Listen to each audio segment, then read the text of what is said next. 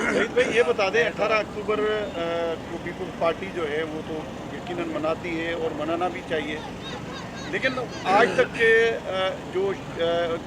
इस वाक़े में मुलविस अफराद थे, 15 साल आपकी हुकूमत को गुजर गए, अब भी उम्मीद कर रहे हैं आप लोग कि आपको इक़्तिदार मिलेगा, तो वो कौन लोग थे जिन्होंने ये पूरा वाक़या करवाया था, इसके पीछे कौन से मुहर्रिकात थे, कुछ इस पर भी बात करें। देखिए, ये सवाल हर 18 अक्टूबर को सामने आता है, लेकिन मैं समझता हूँ कि हमें कुछ चीज़ें याद दिलाना बहुत ज़रूरी है।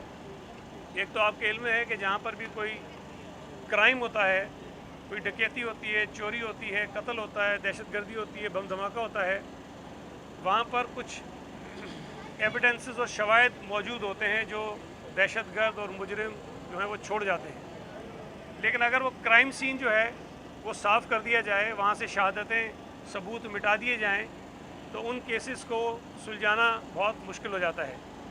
हमारे इस 18 अक्टूबर के वाक़े को और 27 दिसंबर के वाक़े को हम दोनों को कनेक्ट करते हैं। हम समझते हैं कि ये एक ही जहन, एक ही सोच, एक ही ग्रोह, एक ही ग्रुप इन दहशतगर्दी के दोनों वाक़यात में मुलविस है।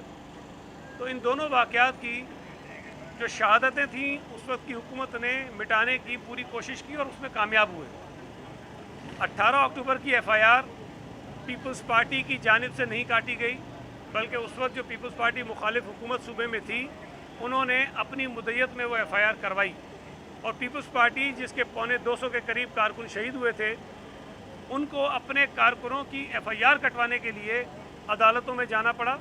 और जब एक अदालत ने फैसला दिया कि पीपल्स पार्टी FIR कटवा सकती है, तो फिर उस वक्त की हुकूमत उस फैसले के ख़िलाफ़ अपील में चली गई।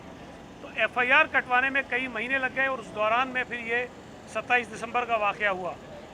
लेकिन एक चीज़ ज़हन में रखना ज़रूरी है कि पाकिस्तान पीपल्स पार्टी जब हुकूमत में आई तो हमने इन वाक़यात की तहकीकात के लिए बैनुल-अक़वामी इदारों को शामिल किया, यूनाइटेड नेशन से तहकीकात करवाईं और पाकिस्तानी जो इदारे थे उनसे भी तहकीकात करवाईं। उन तहकीकात जो मुख्तलिफ़ इदारों ने की, उसमें बहुत सारी कड़ियाँ आपको जुड़ती हुई नज़र आती हैं। उसमें बहुत सारे लोग गिरफ़्तार हुए, कुछ लोग जिनके नाम आए वो बाद में ड्रोन अटैक्स में मुख्तलिफ़ वाक़यात में मारे गए। जो लोग गिरफ़्तार हुए उसको कुछ अर्सा कबल उनको पाकिस्तानी अदालतों ने रिहा कर दिया है और हमने उनकी रिहाई के ख़िलाफ़ अपीलें भी की हुई हैं। अब जो काम एक सियासी जमात कर सकती थी, अपनी कायद और अपने कारकुनों की शहादत में मुलविस दहशतगर्दों के ख़िलाफ़ हमने किया है। लेकिन मैं ये समझता हूँ कि उस वक्त की हुकूमतों ने इन वाक़यात को, इन दहशतगर्दी के वाक़यात को, इनके जो केसेस थे उनको ख़राब किया और उसके बाद जो रही सही कसर थी वो हमारी अदालतों ने निकाल दी है।